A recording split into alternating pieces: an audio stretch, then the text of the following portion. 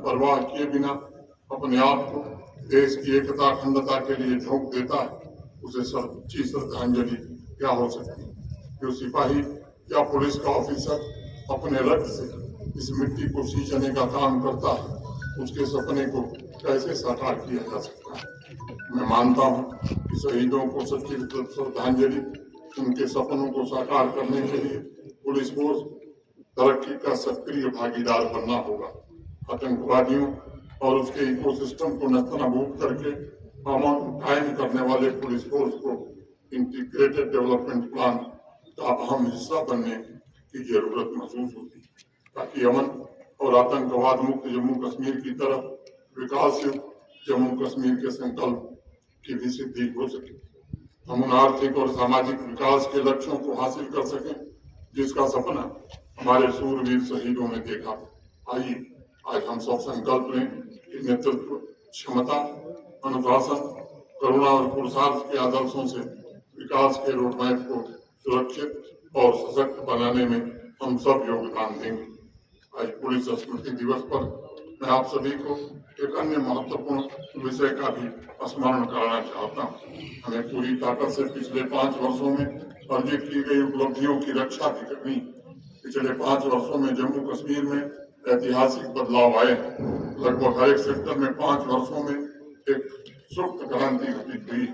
आतंकवादियों, अलगाववादियों के प्रभाव से मुक्त होकर आम जनता विकसित जम्मू कश्मीर और विकसित भारत के लिए जी जान से जुटना चाहती। उन्हें अपनी मर्जी से जीने का अवसर मिले, ये हमें सुनिश्चित ही करना होगा। हमें ये भी सुनिश्चित करना होगा कि अमन और खुशहाली का यह वातावरण सदैव बना रहे और एक भी अलगाववादी और उसके आका जम्मू कश्मीर की गति को न रोकने पाए।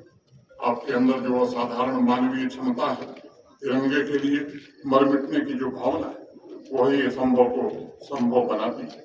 जब कोई घटना घट जाती है तो लोगों की आलोचना भी सहनी पड़ती है कि साहब ये तो पुलिस का फेल्योर है, लेकिन साल के अन्य दिनों में हर दिन हर पल जिस अमन और तरक्की की रफ्तार को आप कायम रखते हैं, उसके पीछे दिन रात काम करने वाली पुलिस फोर्स की ताकत, पुलिस फोर्स के उन चेहरों को शायद लोग भूल जाते हैं।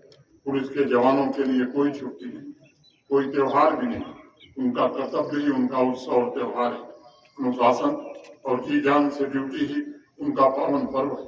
और इसलिए मैं मानता हूँ कि जिम्मेदारियों के एहसास का दूसरा नाम पुलिस फोर्स है।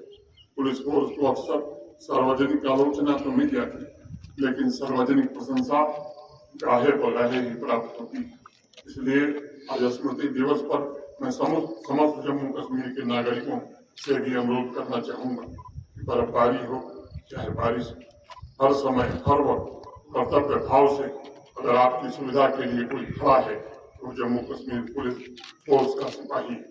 इसलिए उनके अंदर के साहस, सेवा भावना को हमें हमेशा याद रखना होगा और जब भी अवसर मिले उनका सार्वजनिक अभिनंदन भी हमें करना चाहिए।